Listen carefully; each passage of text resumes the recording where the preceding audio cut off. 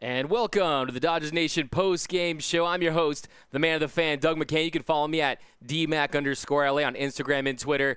And we're going to break down all of today's action. But first, as always, let me know where you're repping Dodgers Nation from tonight. Give me your city or zip code. We're going to break it all down in just a second. A rough night for the Los Angeles Dodgers. They start the series hot, win the first two games in dominating fashion, and then the last two nights they really struggle. They go 16 for 67 and 2 for 14 with runners in scoring position. The Dodgers, a rough night offensively until that late inning, until A.J. Pollock was able to hit that double. Only singles, no extra base hits until the bottom of the ninth for the Los Angeles Dodgers. The offense sputtered for the last two nights, but we're going to break it all down. But first, let me know where you guys are repping Dodgers Nation from here in the comments. I know you guys, we have a lot to talk about tonight. This is not going to cut it in Houston. The Dodgers need to get it together offensively. Like I said, 16 for 67 in the last two games. 10 runners left on base tonight. The Dodgers just didn't get it done with the bat tonight. But here we go. We got John. But like I said, let me know in the comments where you're representing Dodgers Nation. And we got Cesar. We suck again. No, we don't. It's still early. We got Sergio, Mexico. We got Heidi from the Monrovia, California. We got Scott from Las Vegas. Sean, yikes. Michelle Carter, City of St. Louis. Zip code is 951 in California. We got Sacramento. We got Houston, Texas. I bleed Dodger blue. Trash can territory. No, I was kidding. The base running mistakes. Yeah, yesterday, 4 outs with the bad base running yesterday that led to that Dodger loss yesterday. The base running blunders in yesterday's game, the sloppy play really transferred over tonight. We'll talk about everything from Julio Urias to the bullpen to kind of an early pull on Gratterall that led to Kolarek giving up that single that scored the run there in that inning. So we got Ryan all this money into the lineup, and we can't beat a crappy San Francisco team. Yeah, last year's lineup, you're talking a team that averaged over 5.4 runs a game last year, a team that averaged 1.7 home runs per game. This series, Kike hits the home run on opening night. Max Muncy hits the 2 jacks on Friday. Yesterday, Will Smith gets a bomb, but they're averaging 1 home run a game this series. So they didn't do it the long ball like they typically do. And unfortunately, a slow start for the Dodgers. They split this series, and you do not want to split a series with a team of that magnitude. That is basically the Double-A Flying Squirrels of the Double-A for San Francisco, okay? You don't want to lose to a team like that because now the Dodgers, they're going to be up against the wall. Going to Houston for a 2-game series. Yes, Verlander went down. Get better soon, Verlander.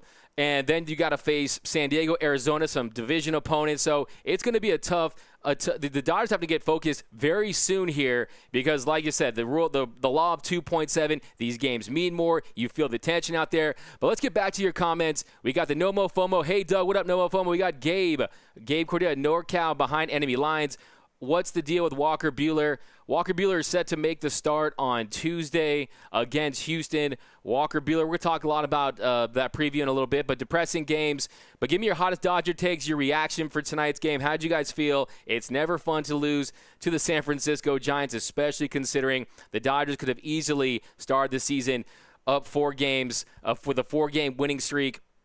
And they've dominated the Giants in recent history. Unfortunately, they get a split. Still haven't lost a series to the Giants since 2016. But this is a series where you go in, you set the tone, and you build that momentum, and you take that into Houston. And the Dodgers are really going to be up against the 8 ball if they can't get together on the offensive end. Like I said, no slugging tonight. They had 4 singles until A.J. Pollock. They were living single until Pollock was able to get that one in the gap late in that game. But here we go. Your thoughts on Dave Roberts. I think Dave Roberts, for the most part, with the DH in play, I don't like messing around with the lineup as much as far as keep Mookie Betts at the top of the order. To me, the death lineup features Mookie Betts at the top of the order. There's no question about that. I think Max Muncy in the 2-hole isn't my favorite. I mean, Max Muncy tonight, he goes 0 for 5 on the night. And I think Max Muncy, I don't know if I want to see him in that too. I think the death lineup for me really has, Betts at the top. I like Justin Turner has quietly put together a nice start. He had another couple of hits tonight. He had a walk. He's got that plate discipline. He knows how to get on base. I'd rather see him in that 2-hole than you put Muncy in the 3 spot. Back-to-back years with 35 home runs. And then Bellinger, he goes and cleans it up. So the other reason too is I think the death lineup features Max Muncy in that 2 spot because you don't want to waste those home runs. You know he's going to hit bombs. He's already hit 2. He's the Dodger team leader in home runs at this point. I don't know if I want to see him at that 2 spot. Want to see Mookie Betts right at the top. We got Mookie Betts to be an elite leadoff hitter. That's what he does. You saw in this game. But here we go. Turner needs cleanup. I think, look, Turner or Bellinger in the cleanup spot, I'm cool with either. Like I said, if we're going to have this potent lineup there's really not very many weaknesses once they get going. Unfortunately, in tonight's game, they just were unable to get the offense going. Mookie Betts, 3 for 9 from Mel Rodriguez. Smith versus Barnes. I think Will Smith, too. Will Smith looked okay. I mean, Will Smith yesterday hits that home run. Let's see what we got here, though. Yeah, tonight's game, just looking at the numbers. We got, Julio Urias. Okay, well, actually, let's get back to you guys' comments. Facebook user, Dodgers are already in postseason form, choking at the plate. Michelle Carter, my hot take is Padres and Dodgers will take first and second place in the NL. Padres underestimated, not scared of Giants just because of this series. Drop Barnes, Austin Charles. You guys always want to go hard on Austin Barnes. Robert Rams, do you feel that? That's the win from Mookie's bat swinging and missing again. Look, Mookie Betts is a $365 million player. I'm not worried in the least that Mookie Betts is going to get it going. There's no question in my mind that Mookie Betts is going to get it going. And I think something to understand is typically he's a guy, if you look at last year, Mookie Betts, he started the season, and up until July 1st last year, Mookie Betts, he was slashing 217, 357, and 415. Made some adjustments, changed up his choke on that bat a little bit, and then he ends up going 335, 403, and 607 from July 1st and on. So I'm not worried whatsoever with Mookie Betts, and to me, once this lineup gets going, look, you have to understand they played 3 exhibition games. They're still adjusting 3 games against the summer camp games. I still think this is really almost like summer camp 2.0, and we'll see this team start to hit their stride in the next few weeks. But yes, offensively, the first 2 games show what the Dodgers were capable. A lot of slugging. He's got a couple home runs here and there, and then Mookie Betts' base running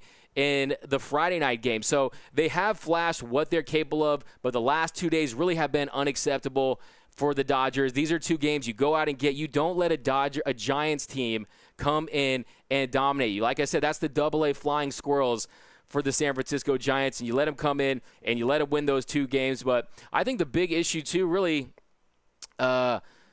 looking at tonight's game, looking at some of this at this lineup. So Betts, he goes 1 for 4. Muncy 0 for 5. Justin Turner 2 for 3, two singles. Cody Bellinger, he hit the ball hard tonight. He goes 2 for 4 with an RBI. He knocked in the Dodgers' only run tonight. Kike Hernandez, he goes 1 for 4.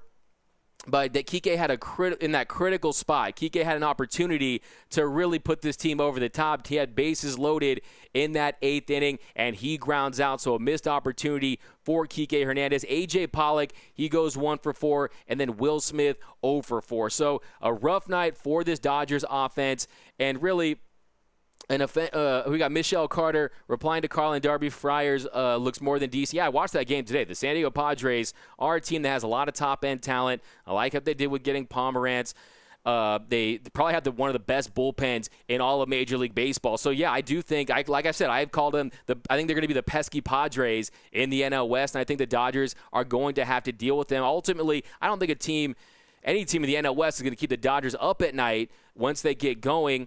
And we got Dave Roberts is so bad from Poke, Lee Cordova. How many Astros getting dinged? Yeah, the Astros, hopefully they're dealt with by Walker Buehler. You'll see Walker Buehler rolling up and taking care of business. But really, we can't afford to allow free bases at this point. I don't want to see any of the Astros get dinged, really, if it's going to cost the Dodgers games. We can't afford it in a 60-game sprint like this. Look, this season, every game counts. You felt that tension today. I know there's no fans in the stands, but you felt that tension in tonight's game. Every game is a must-win. No games off for the Los Angeles Dodgers, and unfortunately, they come out of the gates and they split with the San Francisco Giants. I like to call them the Little Giants, but hey, they split the series. Really a disappointing opening series for the Dodgers. If you look at the first two games, the Dodgers hit 337, 9 strikeouts, and 13 walks. Last two games, Saturday and Sunday's games, yesterday and tonight, they hit a combined 238. So you saw a precipitous drop-off in the productivity from the Dodgers offense. And unfortunately, it was just not the Dodgers' night. And it was kind of set up for a signature moment for Mookie Betts there. He got some good wood on it. He's hitting the ball hard. Fortunately, he's hitting it right to Giants players. So the Dodgers, they have a lot to work on, and they have to shore up their starting rotation. Look, yesterday, Alex Wood, he was laboring. He couldn't find the strike zone. There's been some talk about some potential dead arm with some of these players, and that's kind of how it usually lines up as far as the spring training goes. But tonight, I was looking for Julio Urias to come in tonight and really make a statement. And Julio Urias' night, look, you saw when he's striking out guys, when he's getting swings and misses, he's very effective. Look, tonight Julio Urias was hitting his four-seam fastball from 94 to 97 miles per hour, but he just was not landing that slider or that any of his off-speed stuff for strikes. Unfortunately, he just did not have the command of the strike zone. Julio Urias tonight, 78 pitches, 51 for strikes.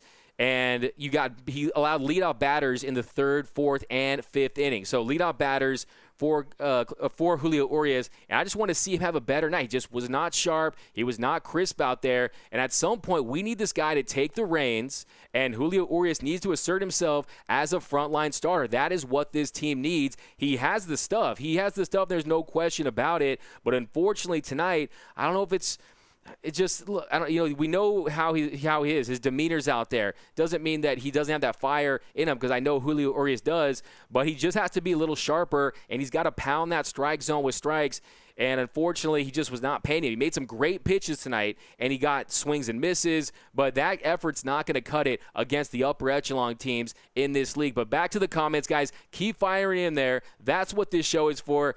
I'm the man of the fan. This is your show. I'm just hosting it, okay? So get all your Dodger takes in. And how'd you guys feel about tonight? Why did the Dodgers lose? Was it because of the pitching? Was it because of the quick hook on the bazooka Brusdar Gratterall, on the hook on Brusdar Gratterall by Dave Roberts when he brought in Kolarek? Kolarek gives up the single. Here we go. Fans do better. Gotta hate the death by paper cuts feeling the Giants give me. That's a pretty good way to put it. Here we go. 1 second here, guys. Right now I'm lined up.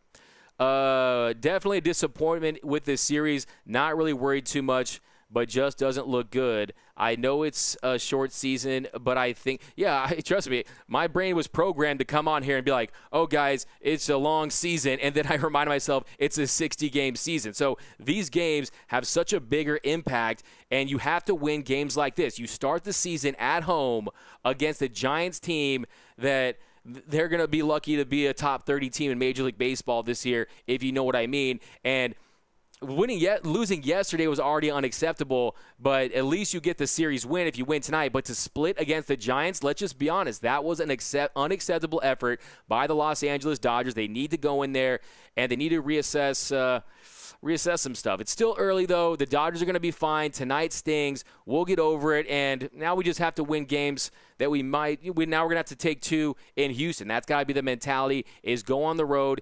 And the Dodgers have gotten very comfortable playing at Dodger Stadium. They've hosted teams. They haven't left the friendly confines of Chavez Ravine. Now it's time to put on those gray Dodger unis and take care of business on the road. But, yeah, tonight, here we go. But but yeah, keep firing away, guys. Dodgers are worse than 2019. Look, you can't make a accurate assessment on a team after 4 games, because the potential of this team, they flashed it. What Mookie Betts has done, and look, he's batting. I just think you got to put him at leadoff. You got to keep Mookie Betts at leadoff. That's the first thing I want to see. Put him at leadoff and just forget about it, okay? That's how it has to happen. Don't overthink this lineup. Mookie Betts is an elite leadoff hitter, and that's where he needs to remain. He's batted leadoff in 72% of his Major League Baseball starts. That's where he's comfortable, and I just don't think that Muncy is going to be comfortable. Yes, he batted leadoff tonight, but just alternating Mookie Betts and around in that lineup, you got to put him in spots where you know he's going to be effective, and you can put him anywhere in the lineup, but just why mess with it? Why overthink something that's just so obvious? Look, the leadoff guy is the igniter of the offense, and yeah, we'll get into that, but here we go. What the F happened tonight? Total horse poop. I had to censor that one, my bad. Explain 44 left on base. Yeah, that was a crushing blow. You saw in tonight's game with the Dodgers, some of these scoring opportunities. The bottom of the 8th inning in particular, Muncy grounds out, Turner singles. Bellinger, he's hitting the ball hard. He hit a rocket to left field, and that was only the second time all night that the Dodgers had 2 men aboard. And then Chris Taylor comes up, CT3 grounds to second on it. That was a close play, but they get the out, and then Turner and Bellinger, they advance to third with Seager up, and then Rogers hits Seager, and look, I don't know if it hit the knob or not, but he takes his base, and then Kike, he grounds out, and the Dodgers, they let the bases loaded in the 8th inning. So they have to play smart baseball. They have to understand situational hitting, and unfortunately, they just weren't getting it done tonight. Here we go. The A's look powerful this season. 44 left on base. The F question mark. Here we go. we got, does Dave Roberts lose his job if LA does not win the World Series this season? No, I don't. I think Dave Roberts is going to be safe no matter what. If you look what Dave Roberts has done, if you look at his track record, I don't think this is a make-or-break year for Dave Roberts. Look, I mean, you're talking 2 World Series appearances. The Dodgers had gone from 88 to 2004 without winning, and then no World Series appearances from 88 to 2017. He's won more playoff games than the previous managers combined from 2017 to 1988. Wasn't even close. So I think Dave Roberts is going to be fine. I mean, you talk about a guy who has a .604 winning percentage. If he got fired, someone would hire Dave Roberts that instant. So Doc is safe. I think next year, depending how the Dodgers do, that could be the year. But I don't think you fire him this year, especially everything that's going on. And I think this team does play hard. I think this team looks like they have great chemistry. I don't think Mookie Betts would have signed with the team if Dave Roberts wasn't a great manager, if he wasn't a guy that knows how to keep a great locker room. He's a guy that knows how to motivate guys. He knows how to keep the energy up. He knows how to keep them on the same page. I don't think Mookie Betts would have signed that extension if he didn't like what he saw out of Dave Roberts. So my answer to that is an emphatic no. If the Dodgers don't win the World Series, I'll think too you're just going to get some fluky stuff. I mean, you're talking about an expanded playoff where the first round, you're going to have 3-game series. So I think there's going to be a lot of variance, a lot of fluky outcomes this playoff. So I don't think that they'll necessarily look. If he doesn't make the playoffs in a 16-team playoff, that's a different conversation that I'd be more than willing to have. But I think right now Dave Roberts' job is totally okay. I mean, talking about a .604 winning percentage, but he did tonight though. Look, I think Gratterall. It's not like those were hard hit balls off Gratterall. If you look at that inning, Gratterall comes in and the bazooka was all gas like he usually is, and he gives up that sinker to Solano. Hyman flies out to Mookie. By the way, Mookie was working harder than a gopher on a golf course today. All those putouts got close to Tony Armas's for most putouts in a game, but then the Panda singles to left. And then that was it for the bazooka. So a quick hook goes just a third of an inning, gives up 2 hits, and leaves 2 aboard. And like I said, not much hard contact there. But in a 1-1 game, he goes for Kolarek, and then Kolarek comes in, gets Crawford to fly out for the 7th putout for Mookie Betts. And then Kolarek gives up a sinker to Dubon, scoring Solano, making it 2-1 Giants.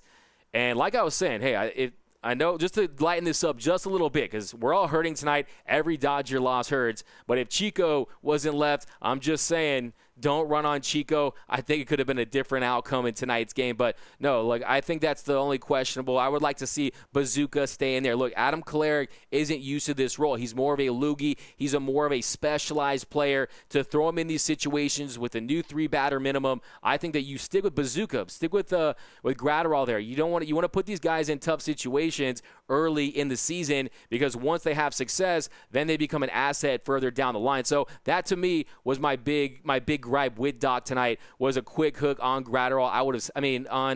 On Brusdar Gratterall, I would have stayed with the bazooka longer, but that was his choice. And unfortunately, the Dodgers lost today's game. There's no excuse for scoring 1 run. No excuse for scoring 1 run against that Giants team today. That's really where they lost it. Look, Julio Urias wasn't perfect, but he gives up a run tonight, and I don't think that Julio Urias really was the reason why the Dodgers didn't win tonight. I think it was the offense. The offense just did not. They sputtered all night long, and here we go, though. Back to you guys. Fire away. Give me your hot Dodger takes. Will the Dodgers rebound and win 2 games in Houston? Let me know down below in the comments. What up, Adam? How's it going, my man? You kind of remind me of Gratterall, man, because I know that's your boy. Everything I think of the bazooka, I think of you. I know that's your dude. Don't get the decision to pull him there. Only 8 pitches in the second hit. Like I said, it was a very fluky hit, soft contact. Just finds the outfield grass. I think there you just let him go in. You let him gas guys and blow them away. That's what you have. If you have a bazooka, it's there to blow guys away. And Gratterall should have stayed in there. Show him the confidence. You don't want those guys going out there thinking there's quick hooks, especially with young pitchers. So I think that we're all in agreement there that I didn't like that move from Dave Roberts. Deborah Young, when does Kershaw come back? Kershaw, look, he hurt his back. He kind of hurt it in the weight room. Said he's feeling okay. He should be back for the San Diego, the Arizona series. I expect Clayton Kershaw back very quickly here. It does not appear that it's too serious. Because I look like him. Hey, that's what I'm talking about. Hey, dude, you got to get a Gratterall jersey, bro. Not many people get bullpen jerseys. You got to support the bullpen guys. You might have to go on that custom market there, but get a Gratterall jersey, bro. You can just get the quotes to say bazooka. Your thoughts on Kenley and his velocity decline? Look, Kenley Jansen last year, I really do think that for the Dodger bullpen, like I know they sputtered tonight, and I think that they're gonna have to find different ways to use Adam Kolarek. But I do think that the 2020 is going to be the year of the Dodgers bullpen compared to years past. I think that Kenley Jansen, they're not going to rely on him as heavily. When you talk about that velocity decline also means that he has to work in those secondary pitches, that slider, that cutter that used to be, his money pitch. Used to just rely heavily on that cutter. You knew it was coming. You just couldn't hit it, right? You're hitting 95 to 97 on the gun. Now he's not that same pitcher. Tonight, he looked okay out there. He looked like he was in command his first appearance of the year. We're going to have to see him against stiffer competition and more high-leverage situations. But Kenley Jansen's going to have to prove that he's still an elite not even still elite, that he's elite, that he's going to be elite again, that he can regain his elite status, because last year, Kenley Jansen, he had a career worst ERA at 3.74, 8 blown saves, second worst in Major League Baseball, and since July 16th last year, Kenley Jansen blew 5 saves and had a 4.94 ERA. So as far as I'm concerned, to a different degree. He's on a reclamation project like Trinan. So I do think that there is more talent there with guys like Gratterall. I think that if you looked at, let's say, Kershaw comes back, can you imagine if Dustin May is a reliable bullpen piece, or Tony Gonsolin is a reliable bullpen piece, and that, McGee looked good yesterday. Struck out the side as a lefty. He had a velocity dip, but he knows how to use it. And then I think Trinan looked really good yesterday. Blake Trinan really did his thing, and he looks like he's going to be a contributor. He's not going to be that all-world guy that he was in 2018, but if he can get closer to his career averages, he's going to be an asset for this Dodgers bullpen. So I think that they have options if Kenley Jansen doesn't come through as the Dodgers closer. It's not this just give the ball to Kenley and see what happens. They're going to have to pay close attention to how effective he is as a closer, and if he's not, they have guys that can do it, and we're talking about guys that have gas, guys that can miss bats. So I'm not too worried about Kenley, and I think that the whole 60-game stretch is going to be a dress rehearsal for how the Dodgers are going to use him come postseason. But here we go. How you guys doing, man? I know it's rough. There's nothing worse than losing to the little Giants, right? I hate it. Now we got to hear about even years and this and that. We don't care about even years, bro. That was like 2 million years ago, whatever. I love Carrot Top, Ginger Guard. I don't like the Ginger Guard. I'm not feeling that one. I like Code Red, Dustin May, and Dustin Mania. But here we go. So, yes, Astros can beat Dodgers by poke Michelle Carter. Trinan looking amazing. Trinan looked great yesterday. Trinan was really, really effective in that role. And I think that he's a guy that if you look at him, yesterday's game, I don't want to break down yesterday's game, but he got those ground ball outs. And that, to me, is the recipe for a lot of these pitchers on the Dodgers roster. He got those ground ball outs. He struck out Darren Ruff looking. And so you're talking about punch outs with the velocity. The velocity was there. So a very solid debut for Blake Trinan. So I'm calling him Blake. I'm trying to regain my elite status this year. So I think that he has a lot to gain. He signed that deal with the Dodgers, a 2-year, $10 million contract. And here we go. Bruce Dog Gratterall is a good pitcher. They should let him shine. Look, he's very young. He's got a lot to learn in that spot, but his raw talent is as high as anyone right now at that age group. So, yeah, very high on him. But I want to talk a little bit about how'd you guys feel about Julio Urias tonight? I think Julio Urias, a national TV game on ESPN. By the way, be thankful that you guys are watching a post-game show that's not televised on ESPN. That was rough. That interview was so long. It's like ESPN doesn't realize that we tune in to watch these games. The games are great, so showcase the games. Look, that's like me interviewing, a Dodger, parking attendant right now for the next 3 hours. Yeah, I'm sure he's a great guy, but I don't want to talk to him for 3 hours, right? So, man, I'm just glad that that ESPN coverage is over for a couple years. Is it trending? Yeah. Here we go. Dodgers are playing like oh yeah, my bad. I meant yeah, sorry. Stupid Dodgers playing like garbage. Urias sucked. Poggy so much. Urias is better than did better last season. Yeah, last season with Julio Urias, yeah, he had a good year. Last year he kind of pitched more out of the bullpen, but he was one of the better bullpens in Major League Baseball. He led in soft contact. He had like a little over 83 miles per hour, but he has to be that guy. Look, the Dodgers need Urias to step up, and he needs to live up. Look, at one point he was this 19-year-old phenom, and I paid close attention to Julio Urias today. He comes in and he comes in, starts the game, and really it was walking guys. It was just losing command of the strike zone. He wasn't throwing that slider for strikes, and that's when he gets in trouble, and he's letting the leadoff guy on. So the third, fourth, and fifth inning, he allows the leadoff hitter to get on base. And look, he still only gave 1 run, but I wanted to see more than 5 innings and 58 pitches for Julio Urias in tonight's game. Tonight, 5 innings pitched, 1 run, 3 hits, 3 strikeouts, 78 pitches, 51 for strikes. So the talent was there.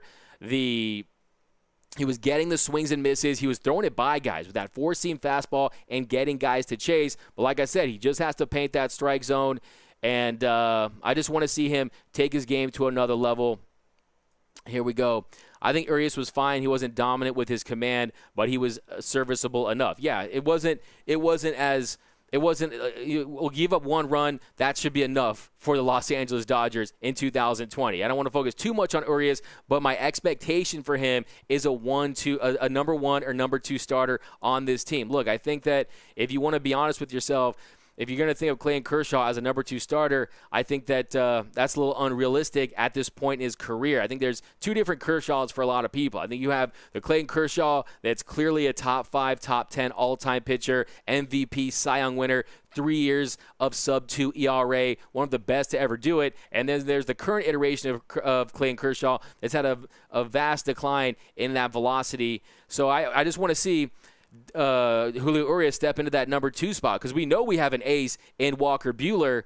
It's just we need to pair him with someone else. We saw what happened with the Nationals last year. It was Scherzer, it was Strasburg, Corbin. We got to Corbin when Russell Martin got to him, and then Kike had that big hit. We knocked him out of the game in Game 3. But ultimately, you need some dominant frontline starting pitching to win in October. And here we go. Hold Roberts accountable. No excuses for him. As always, the press protects him. I think with Dave Roberts, we understand his shortcomings, but you have to also understand that I give Dave Roberts a lot of credit for the Mookie signing. I really do. I really don't think if let's say we have a new manager, Mookie comes in, the Dodgers have had stability. Okay, and stability goes a long way in building dynasties. And you want a guy in there like Dave Roberts that he doesn't ride that emotional roller coaster of a regular season. He's accountable for his decision. I want to hear what he had to say about the hook on Gratterall tonight. But I'm still sticking with Doc. Okay, I'm still sticking with him even with his warts. Okay, I think that. Look, I mean, I've been a Dodger fan my whole life, and we didn't even sniff the postseason from I grew up in this town. Our first win was Game 3 in 2004, # Lima time. That guy was the man, right? So I think that we've almost gotten a little bit jaded as far as the Dodgers' success goes, and I think that with the DH and the 3-batter minimum, it could limit some of Dave Roberts' decision-making capabilities. So if that's where you stand, it could be the best of both worlds. But look, it's still early. The Dodgers split against the Giants. Russell Martin's present. But back to the comments, guys. Keep firing away. You guys are rocking tonight. I know it's tough. You hate to lose. You hate to open up 2-2. But the Dodgers, the Dodgers, they're going to have to step it up. But be sure to retweet, hit that heart button, mash that heart button, share on Facebook. Head over to DodgersNation.com if you want to gear up for this season. A lot of fresh T-shirts. My favorite one is the Chico Mania one. So keep finding a way with those. And tonight, I was hoping to to bring that magic back from last year with that. With the comebacks, 12 comeback wins last year. 44 comeback wins, 12 walk-offs. Unfortunately, it wasn't the case. But some of the positives here we go. Replying to Ryan, I believe he's a free agent, Jock or Rios. Yeah, I want to see. Yeah, no. Yeah, my death lineup is going to include Jock. I think you want to have Mookie. By the way, Mookie Betts. Don't worry about Mookie Betts. I mean, this guy. He creates more runs than a marathon. Mookie Betts is going to generate runs. You saw tonight what Mookie Betts did in the Dodgers' only run tonight. Mookie Betts, he gets on base, he gets to second, and look, as a leadoff guy, he's going to score lots of runs for the Los Angeles Dodgers this year. If you look at Mookie Betts in this game in particular.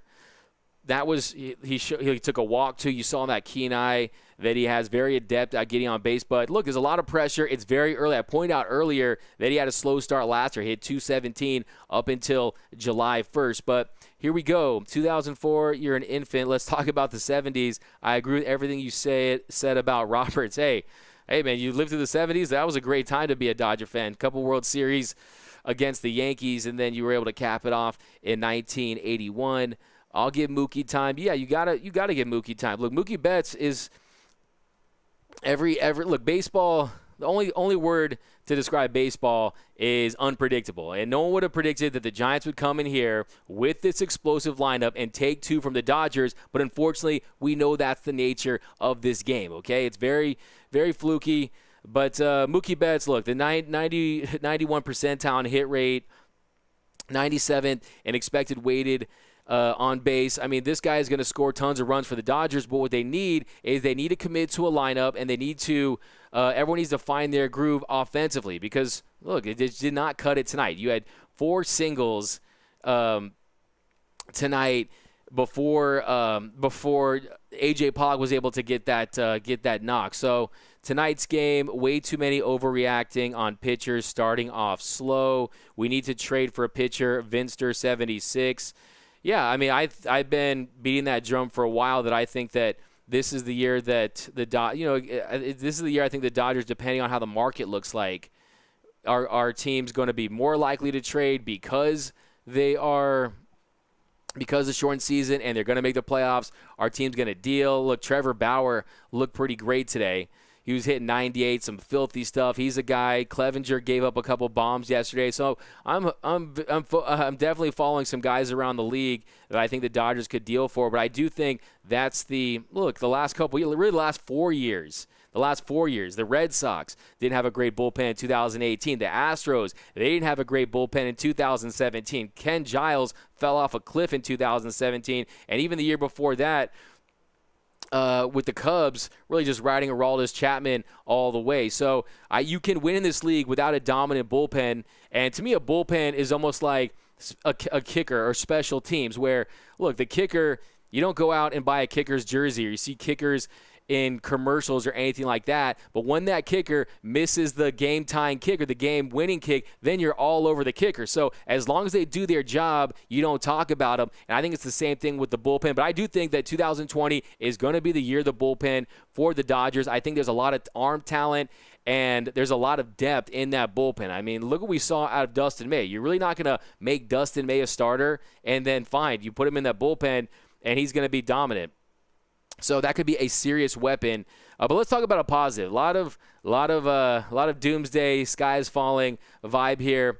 One of the great things this weekend was Ross the Boss Stripling. Ross the Boss Stripling in his first start. How'd you guys feel about Ross Stripling? Yesterday, 7 hits, 4 innings pitched, 1 run, no walk, 7K, 12 first pitch strikes. So Julio Urias could have learned from Ross Stripling in tonight's game because last night he was dealing a lot of first pitch strikes, 7 Ks, no walks. So, and you saw him, he was just hyper-focused, and I'm all here. I'm extremely here for this chip on my shoulder. You didn't give me a chance in spring training. I have something to prove. Ross Stripling, you said you were going to trade me to the Angels. I'm digging this version of Ross the Boss Stripling, and the difference is that changeup. That changeup looked like it had a parachute on it yesterday, and he just totally leveled up. I want to apologize to Ross Stripling right here. A couple weeks ago, if you see my stuff on the Dodgers Nation YouTube channel, I was making a case that it should have been Dustin May, Tony Gonsolin ahead of Ross Stripling as one of the three options. And I was just so impressed yesterday. Very consistent, working the top of the zone. And I think he's going to provide a lot of stability, a lot of much-needed stability to this Dodgers rotation. I mean, previously with Ross Stripling, if his curveball wasn't working and he wasn't hitting his spots with his fastball, he didn't have a third option. Now he has that changeup. He mentioned that he liked the grip he found back when they were at Camelback Ranch. And like I said, Ross Stripling has leveled up. Get ready for Ross Stripling. I'm telling you, a solid middle of your rotation starter and much needed stability. How'd you guys feel about Ross Stripling? Chicken Strip has the nasty change from Poke. Doug Crosby, Chicken Strip looked great. Vegan Alvarado as a 90s kid. I always love Mike Piazza 31. He's the reason why I'm a Dodger fan because my father is a soccer fan. Oh, cool. What's your father's soccer team? Yeah, hey, man, we all love Mike Piazza as a kid. I think that, yeah, my prediction, one of my predictions is that Edwin Rios is going to be the first Dodger to hit it deep outside of the stadium since Mike Piazza. But, hey, Mike Piazza, look, man, there's a lot of bad feelings about Mike Piazza, and he's kind of always be one of the Dodgers that got away. He'll be one of the Dodgers that got away, but look, he had his best season with the Dodgers. You know, there's no question about it. That 97 year, that 95 year, like 185 OPS pluses. He's had his best days with the Dodgers, so feel good about that. Thank God he wasn't traded. Ouch. Hey, but if you look at Gary Sheffield, and we don't get crazy into that, but yeah, if you look at Gary Sheffield, he was as productive as Mike Piazza in that stretch from 1998 to 2001. But here we go. Strip learned. Dodgers should have won yesterday, but couldn't get a hit with bases loaded from Tina G-Man. How you doing tonight, Tina G-Man? We got Alex Hernandez. Dave Roberts is going to make us fail again. We got Jay Gavin, Mookie Turner, Belly, Seager, Jock. Oh, that's your death lineup. My death lineup for the Dodgers: Buehler's number 1, Strip could be number 2, if not Dustin May from Poke. Can you find a way, guys? Get your takes in. Here on the Dodgers Nation post game show. By the way, if you have not, go over to youtube.com/DodgersNationTV. Subscribe to the channel. You got access to the flagship show, the Blue Heaven Podcast, hosted by the senior editors of this Dodgers Nation, Clint Pasillas, Real FRG, and Brooks Smith. And a lot of content over there. So if you have not, definitely subscribe. Tell your friends to subscribe, your family, and then gear up at DodgersNation.com and gear up, get the fresh tees, get your merch. And also the greatest Dodger content as far as article goes, the dream team of Dodger writers over there. So definitely get your content up. I know we're just getting started. It's going to go by quick. But here we go. Kershaw is still number 2 by Harold. So you still got your boy Kershaw at number 2. It's okay. I mean, look, Clayton Kershaw last year. Clayton Kershaw, if he's effective, the thing with last year, it was his highest ERA since 2008, at a little over 3 ERA. And, I think that if Clayton Kershaw, I want to see what his velocity looks like, how he pitches when he's back, how that back looks. And his curveball is still elite. Hitters haven't hit over 200 against his curveball since 2010. It's just generating that velocity and that separation. It's that differential between that fastball and that curveball. Like if you just had Ross Stripling's 93, Kershaw would be a different guy. But it's hovering at around 90.4 last year. And but hey, I'm Kershaw till I die. Okay, it's Goat Shaw for me.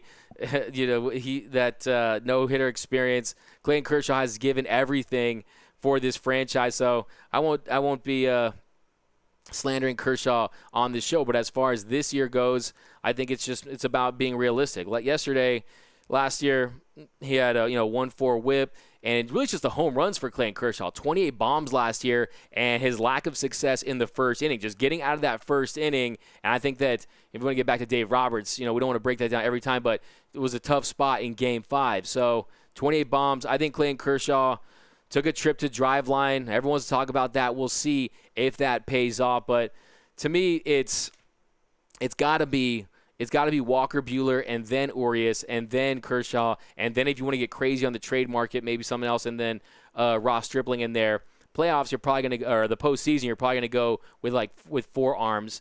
We got Nick. A lot of teams would kill to have Kershaw. No question about it. No question about it. Clayton Kershaw is still effective considering all the work he's done and all the high leverage moments in his career. So Clayton Kershaw is still a very effective major league pitcher. It's just tough because considering we saw where he was. We saw him be one of the greatest pitchers ever, the greatest Dodger pitcher since Sandy Koufax. Okay, so when you see him as in his peak years, and then you see him now, I think it's the drop off that a lot of people struggle with. But here we go.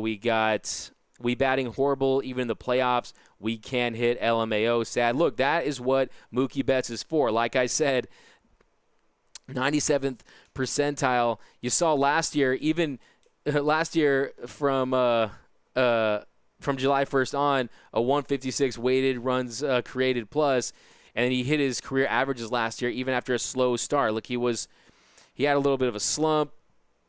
And but still had a 6.6 WAR. It was still top 10 in WAR last year for Mookie Betts, a 10.4 WAR in 2018. So to me, I'm not worried about him. He impacts the game in so many different ways, and you're going to see that pay dividends come October. That's what Mookie Betts is here for. He's here to add rings. You heard his press conference when he signed that deal. He's here to win rings with the Los Angeles Dodgers, and I have no doubt that he will. If he doesn't win a ring in 13 years, we're going to be devastated. He has to get it done for this team, and he will. Who should we trade? It depends on what the market looks like. I still think that Gavin Lux is untouchable. I think that he struggled late last year. He struggled in the postseason. He struggled in in the summer camp. But I still think that Gavin Lux, those quick hands, I still want to see him. But I think it really just depends on who. The guys under contract or guys still with service time or guys that are still under team control are going to be more valuable. Look, Ross Stripling still under a couple more years of team control. I think that he'd be very, very valuable, and if we'll see what's available out there. But I think I'm just waiting to see how teams are going to be shopping their players and how it's going to look. So how do you think it's going to go against the Astros? I think the Dodgers are going to take out the trash in Houston, if you know what I mean. I think that so many years of frustration with the Houston Astros. Justin Verlander went down. He said he was going to be out for the year and was a forearm strain. Apparently, he's still going to be back. So it looks like it's going to be Valdez on Wednesday, maybe Javier, or Valdez on Tuesday and maybe Javier on Wednesday. I think that's how it's going to line up. And then, yeah, I think the Dodgers, they have a lot to prove. They have a lot to play for against the Houston Astros. And I think it's going to be a different story because there's going to be cameras rolling. The only cameras that are going to be rolling are the ones that are focused on televising the game, not the ones that are stealing signs. Because the other thing about Clayton Kershaw, if we want to get back to Clayton Kershaw, is his legacy should be cemented. His legacy should be final at this point, and everything now should just be icing on the cake. He should have locked up the 2017 World Series and, in my opinion, won the World Series MVP. 11 strikeouts with no walks in Game 1, and then he was cruising until they started banging on trash cans and, going full Phil Collins in the air tonight and trying to steal signs. So whether or not it was trash cans or how they were doing it in that game, they were cheating, and that's really the tough pill to swallow when it comes to Clayton Kershaw. But I think we're going to take 2 games. I think that the frustration of splitting with the San Francisco Giants this today, in this opening series, I think they're going to channel that. I think the Dodgers offense, I think getting out of Los Angeles and getting out of the friendly confines of Chavez Ravine, the best stadium in Major League Baseball, that's not an opinion, that's a fact. I think that getting on a road trip, I think it's going to be big. I think it's going to bring this team closer together. And I think they realize that you don't want to start the season 2-4, right? They need to go in there and win at least one, but hopefully two. And with everything that went on with these two franchises, I think that you're going to see one of the most highly anticipated regular season matchups in the history of the game.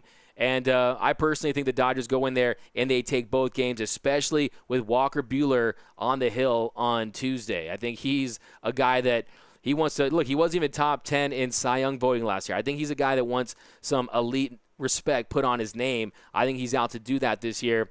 Talk a little about Walker Buehler. How do you guys feel about Walker Buehler on Tuesday? How do you think his start will go? I think he's going to mow dudes down. I think he's going to mow dudes down. If you know the story about Walker Buehler in 2017, he had to basically talk his way into Dodger Stadium. He went there with his sister, and he wasn't even on the team then. So I don't expect him to throw at guys. I want to stay professional. We don't have to stoop to the Dodgers, to the Astros level. We don't want to be like them. You know what they say? What did the Joker say? Or what did they say? Oh, the best revenge is to not be like your enemy. So we do not want to be like the Houston Astros, right? We want to go in there, handle our business, stay professional, and just beat them on the field. But yeah, Walker Buehler. Look, Walker Buehler's another guy. He had a slow start last year, too. Remember, he didn't feel right in spring training. He had a 5.22 ERA to start the year after missing most of spring training. So kind of want to throw that in there. So I don't want you guys to go crazy on Walker Buehler if he doesn't come out and dominate in his first game, because last year he had a 5.22 ERA to start the year, and then from May on he posted a 2.88 ERA, and he was a top 5 pitcher in all of Major League Baseball. So I think this year he ascends to becoming that Cy Young candidate, that Cy Young winner. I think this is the year that he takes a leap and he levels up. I expect that from him. The thing with Walker Buehler, areas of improvement, I think that give up a little less home runs. Gave 20 home runs last year, 10.6 K through 9, and a 43% ground ball rate. So kind of want to see him put the ball on the ground a little more. But hey, Walker Buehler, he throws 60% fastballs, and you would too if you had that kind of gas. 98.5 for Walker Buehler with life. You saw what he did in the postseason. He had a 21 2/3 scoreless inning streak snapped when Soto doubled in that game. So I'm a big fan of Walker Buehler, and I think that he's the leader that is going to take this franchise. It's going to fall on the shoulders of Walker Buehler in his postseason dominance. But the Butane needs to focus on the road win. We got Josh replying to Monica, pretty sure he didn't get a hit. Oh, we got the Houston Trastros. How excited are you guys for the Houston Trastros? Give me some bangs in the comments. Type bang, bang, bang for the Houston Astros in the comments, because that's how it's going to go down. We're going to beat the Buzzer Boy and the Trash Cans on Tuesday and Wednesday. And very excited about that matchup. I think the Dodgers are going to look. They're adjusting to playing without fans, playing in front of an empty stadium. It's just different, and it's not an excuse for this team. It's not at all. This last 2 games left a lot to be desired by this team that's coming off a 106-win team and the prohibitive favorite to represent the National League in the postseason. But not excited from Javi. Why aren't you excited, Javi? Hey, it's Major League Baseball in a 60-game sprint. I think every game's exciting. I mean, I just feel a different level of tension. If the 2020 Major League Baseball season was a superhero, it'd be the Flash, because it is going to be a blur. I can't believe that we've already seen 4 games already. I mean, you got to savor every moment. Trash from Gully Goose. Michelle Carter, Joe Kelly is my only hope of accidental hit by a pitch because he can be wild. Michelle Carter, I think you might be onto something. Look, if we're up 10-0, hey, chin music, fine. I'm cool with that. But let's get the game. Let's take care of business first. And if it's a laugher, hey, man. Like I always thought, man, I was watching Back to the Future 3 yesterday. Back to the Future 3 is underrated. Won't get too into that, but I was thinking if I could go back into Doc Brown's DeLorean, it would be to go to Game 5, jump out there, run to the middle of the field, tell them they're cheating, right? Wouldn't that be great? I still lose. We're going to have to relive all of that in the next couple of days, but I still lose sleep over the Houston Astros. Where would you guys go if you had access to Doc Brown's time machine? Where would you guys go? I would go to Game 5, tell them they're cheating. That would be it. Dodgers would win, and we would have ended the drought in 2017. Joey Francisco Acuna, Jose Buztuve. I like that one. I was calling him Jose Altuve during that whole game, but I love that. Jose Buztuve. Pogue, Dodgers are killing my hype overall. Pogue, Astros game is the only one that's worth any hype. Look, it's not how you start, it's how you finish. The Dodgers are figuring things out, playing with Mookie Betts, just signed that massive contract. I think the really refreshing thing about the Mookie Betts deal is the fact that the ink is dry. They don't have to worry about that all season long. There is no questions by the media about how do you feel about this season and putting it off and worrying about all the games of the off season in Major League Baseball. He's locked up as a Dodger, and all I got to say is you will regret it if you want to engage in any Mookie slander.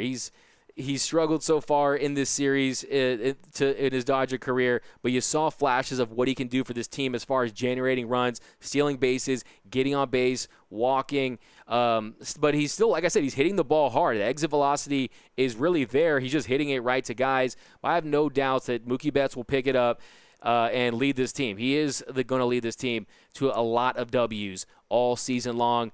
January 25th of 2020. That hit me deep, man. I know exactly what you mean there. Jennifer Johnson, Mamba forever. Jennifer Johnson, that series hurt my heart. Javi got depressed when I think about someone not named Walker starting a game for the Dodgers in the World Series. I like that. Puig would have been a champion. Hey, Puig's the man. Wild horse, baby, for life.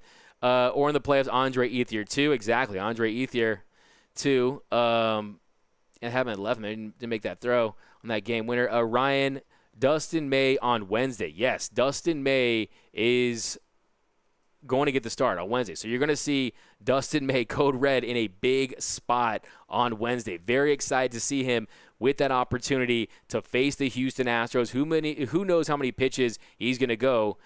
Last game, 1 run, 7 hits, 4 Ks, no walks. The no walks was the biggest thing for Dustin May, 4 1/3 against the Giants. And considering the circumstances, he was filling in for Clayton Kershaw.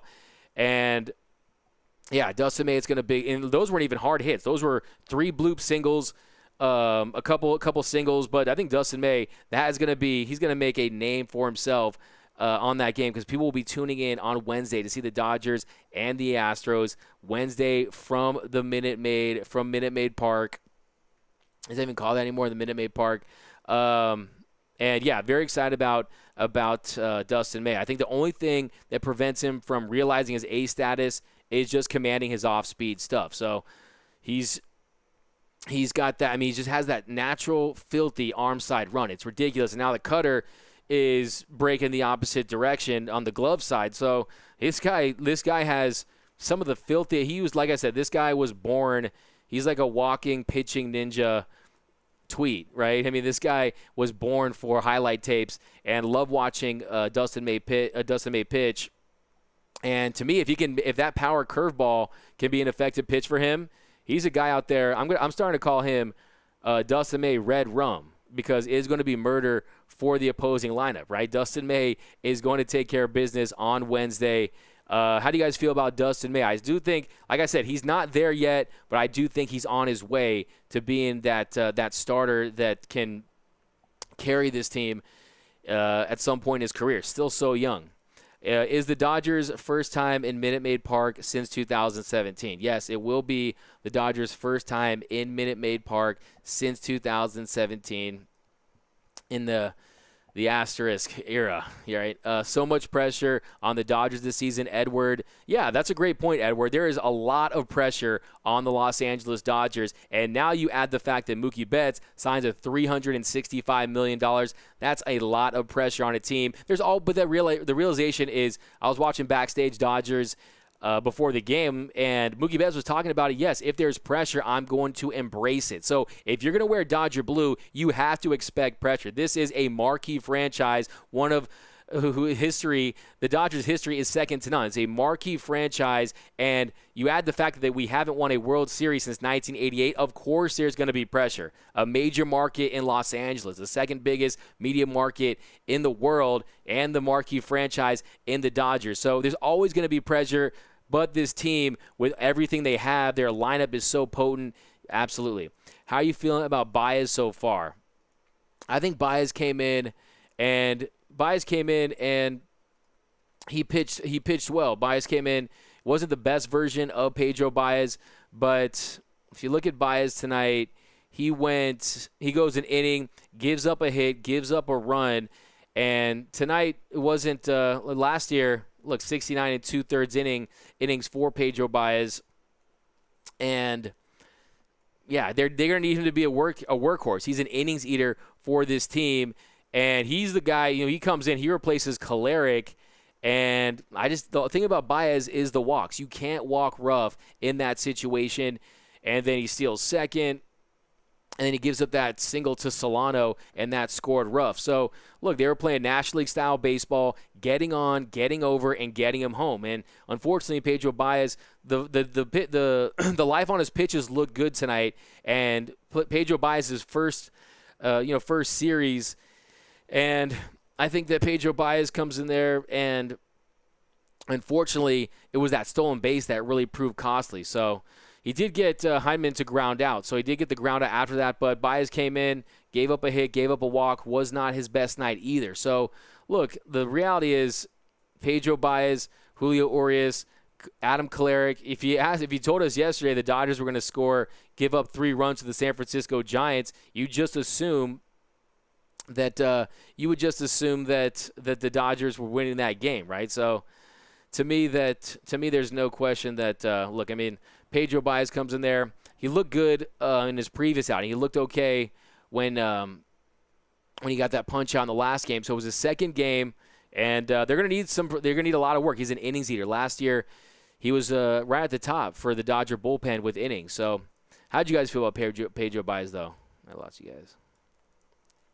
Call up Chico, Gale, Ruiz, McKinstry, to name a few from AAA. Look, McKinstry is going to be on that taxi squad along with either Rocky Gale or Keibert Ruiz. So send down Barnes, Edward.